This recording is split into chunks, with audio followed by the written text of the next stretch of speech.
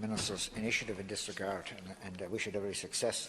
I mean, the Minister is right in saying there's a disconnect between the department centrally and locally, because I've come across cases where barring orders, protection orders have been handed in, and yet the local social welfare officer insisted on the person in question pursuing a maintenance claim.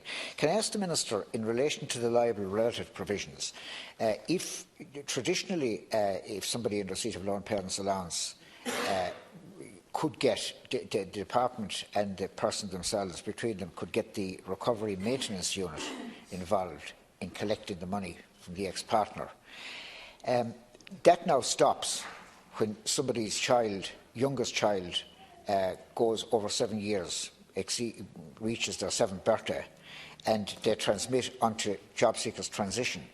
Why aren't the services of the maintenance recovery unit available to people who have been in receipt of lone parents' allowance and have now transitioned to job seekers transition because of the fact that their child has gone over the age of 7?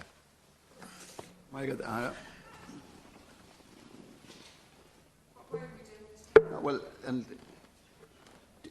I think whatever you want to do, we can take the first question from each and the Minister can answer, and then the supplementaries, I think, if we take them all together. Okay? Minister, if you want to answer that, unless it's on the same. I don't know what way. I thought we were just actually the three of us asking them. I'm fine. Okay, Minister. No, so I'll go on with mine and then. Okay, yeah, Deputy Carpenter, you're next. Yeah, okay. Minister, this arose and was well publicised because Kate, not to use her real name, applied for the one-parent family payment and was told to make reasonable efforts to contact her former partner. When she then produced the safety order, the staff member said safety orders are quite easy to get and alluded to some people get them to avoid having to get maintenance payments factored in, and that's completely and utterly unacceptable. Now, I know this has been highlighted and you've met the person involved and some organisations, but what we need is a clear protocol to be issued, whereby a victim verbally stating that they're a victim is enough. And I'd press you to state this on the record, that is what's been issued to all of the local offices, because many victims don't get safety orders. Because to get a safety order, 79% of victims are estimated not to do so. And we also know that many victims experience financial abuse, emotional abuse and many other forms of abuse, and having to seek or have any contact with an abusive partner can get them into so much difficulty.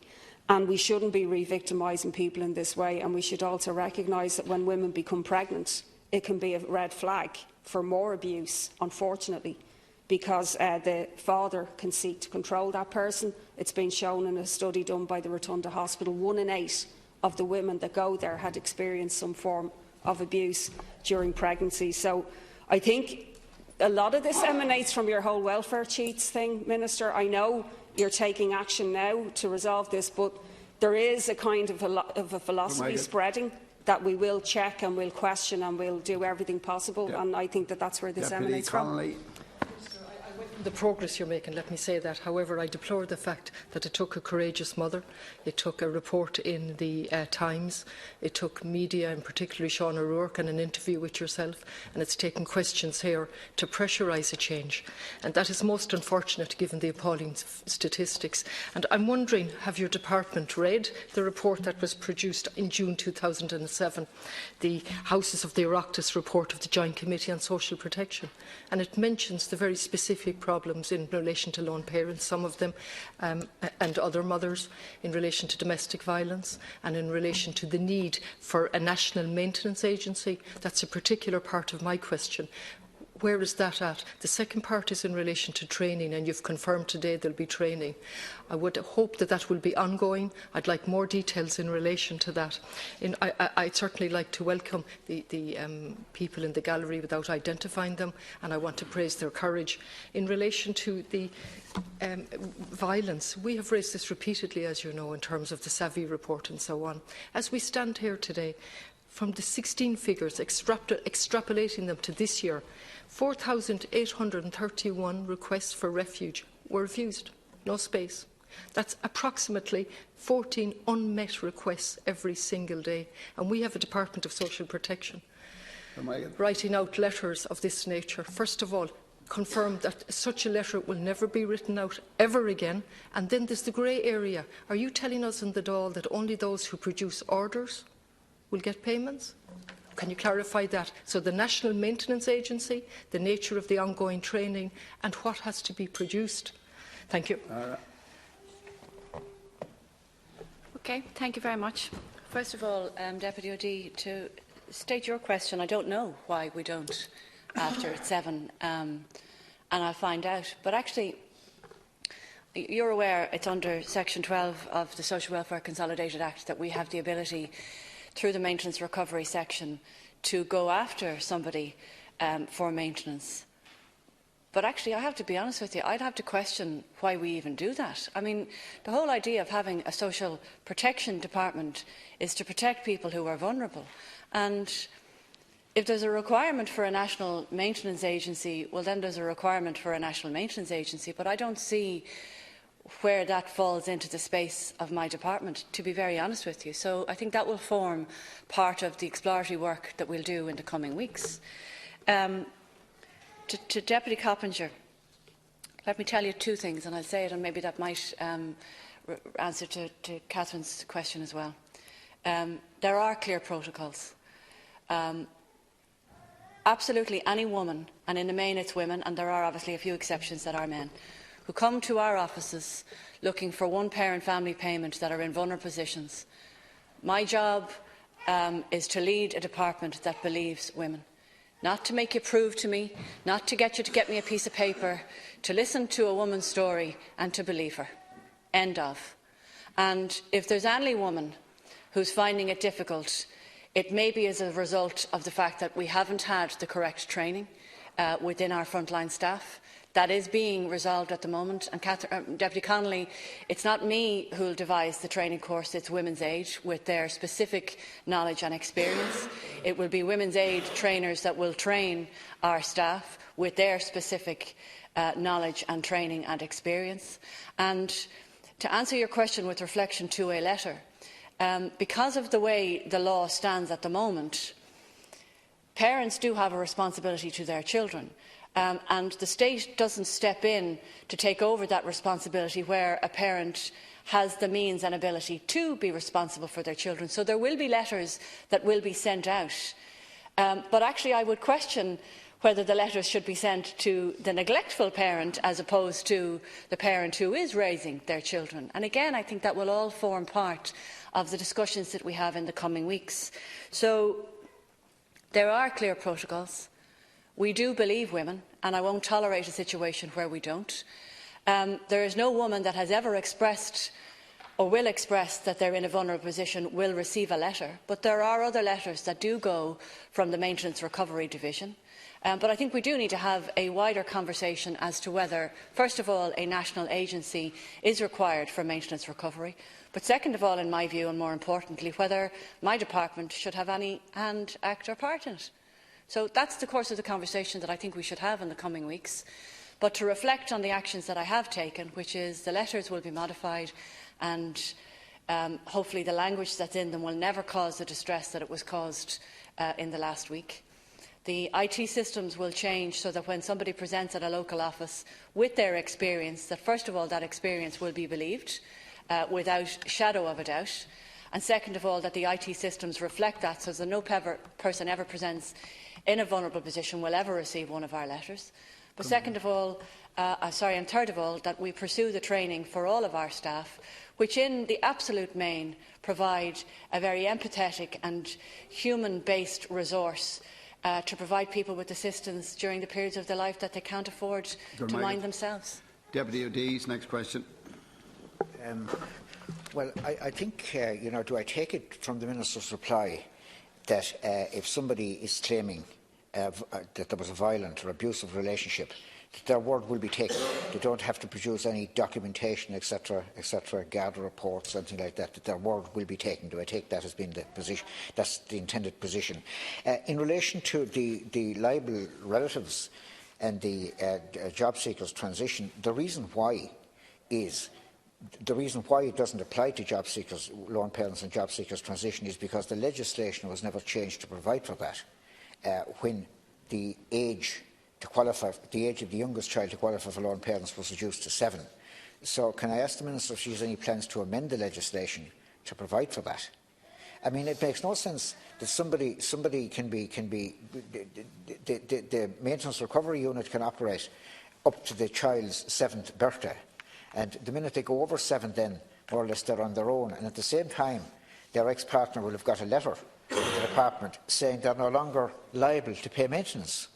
So, you know, that's by any standards a very undesirable situation. I would say to you, Minister, just in conclusion, that the National Maintenance Agency is very relevant to the Department of Social Protection. We're talking about a mechanism to compel people to discharge their responsibilities which have resulted in the Department of Social Protection paying out money, and we're asking those people to make a contribution. So, I mean, obviously, you know, if there is an effective national agency there recovering money from those people, the Department of Social Protection will have more money to redirect to other areas, such as disabilities, etc. Okay, I also would like to say fair play to the woman who challenged this and brought it out.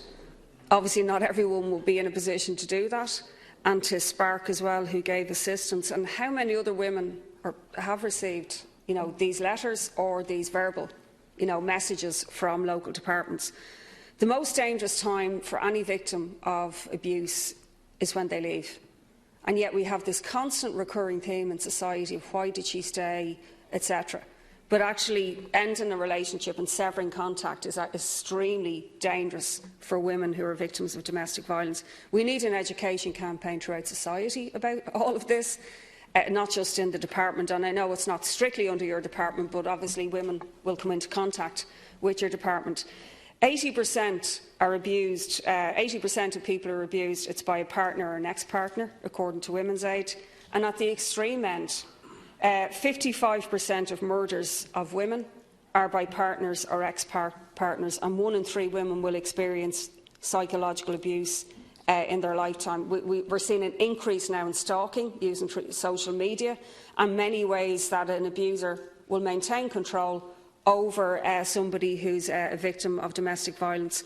And I agree, like the message, Minister, with refuges, unless we actually fund those, it's going to be extremely difficult for women to leave abusive situations. And rape crisis centres as well have had their funding cut by 30%. I'd like to take some reassurance from the fact that you have a clear protocol. Unfortunately, there isn't a clear practice, and that's why we're here. And so I would take more reassurance from the fact if you told me there is now a clear practice, that this is what's in being, this is what you've directed, and such letters will never be sent out again. That letter that we refer to, that the courageous woman brought to our attention and to the attention of Spark, was not an aberration. It was a reflection of the practice in your department in relation to people, mostly women, in receipt of lone parents and also suffering from domestic violence. Now, the extent of domestic violence is absolutely extraordinary. 12,500 people per year. It's a document worth reading, Safe Ireland, and we've mentioned it and other female TDs. Maybe when the male TDs come on board, we will get some change in the Dáil. But in this context, I didn't doubt the training being provided by the organisation Women's Aid or Safe Ireland. I asked you for what type of procedure is in place for ongoing training for them, because the understanding of domestic violence is extraordinary, complex to get across. It seems simple, but to bring home to staff and on top of that, 79%, as my colleague Deputy Coppinger has mentioned, simply don't report domestic violence. So if I go back to the question that I put, that was put by my colleague as well from Fianna Fáil, please confirm that you do not need a protection order in your hand, or a barring order, or a safety order, given the extraordinary extent of domestic violence, that you don't need to go down with an order to receive the payment, and just confirm the training ongoing. I'll work backwards, because I'm not sure, Deputy Connolly, if you heard me the first time, so I'll be very clear and I'll say it again. OK, I'll be very clear. A woman in the main, or a man who is suffering from an abusive partner, if presents to a local office and explains their story, that's the end of the road. There's no need for a piece of paper. There's no need for a barring order.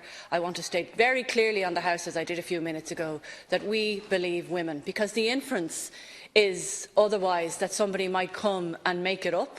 And actually, I think that's so distasteful, it's not funny. So very clearly, we believe women. So if a woman or a man arrives at my local office anywhere the length and breadth of this country and tells us of a vulnerable situation, that is the end of their story. With regard to the letters, I've already explained to you that I can't guarantee you that people are not going to get letters because it's a function of the Maintenance Recovery Department. Yeah, so the nature of the letters, and here's the funny thing, and that's why I enlisted Women's Aid. When I read the letter, it actually seems relatively benign. Excuse me, sorry, but I have never been, thankfully, in a vulnerable position. So that's why I called Ursula from Women's Aid and asked her to come in with Margaret Martin to go through the letters through the lens of people who are dealing with vulnerable women and men on a daily basis. And they will write the letters. I'm not going to write the letters. They will write the letters, and that will form part of what will be provided as part of a protocol in our office. As I've also told you, we're going to change the IT system so that whatever's in the letter, doesn't matter what words are in the letter, anybody who is ever presented with a vulnerable case won't ever get a letter.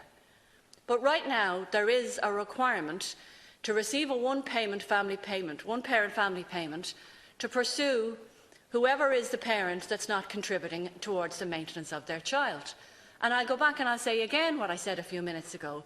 I actually have to question why we're using the person who's maintaining the child as the conduit to chase the person who's not maintaining the child. I would question that, genuinely, and for all of the reasons that Deputy Coppinger has brought up, not least of which is that it puts women back again in the position of being under the control and power of men, most of which who are not abusive. But why should a woman be under the control or power of a man because she's chosen to leave him and rear her children on her own?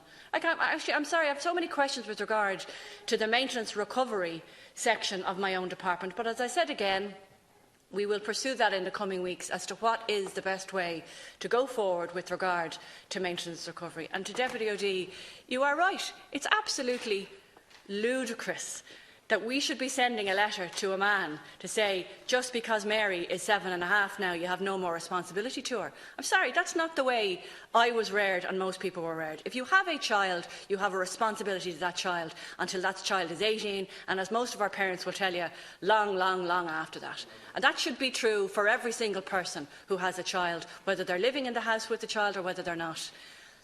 The obligation that we have towards our children stands for many, many years, long after 7 years of age. And again, to be honest with you, I was only made aware of that letter yesterday. And it is ludicrous. So that's why I think we need to have a reflection on what role our department should play, if any, in the maintenance recovery of welfare payments to children by the parents who are no longer in their lives on a daily basis.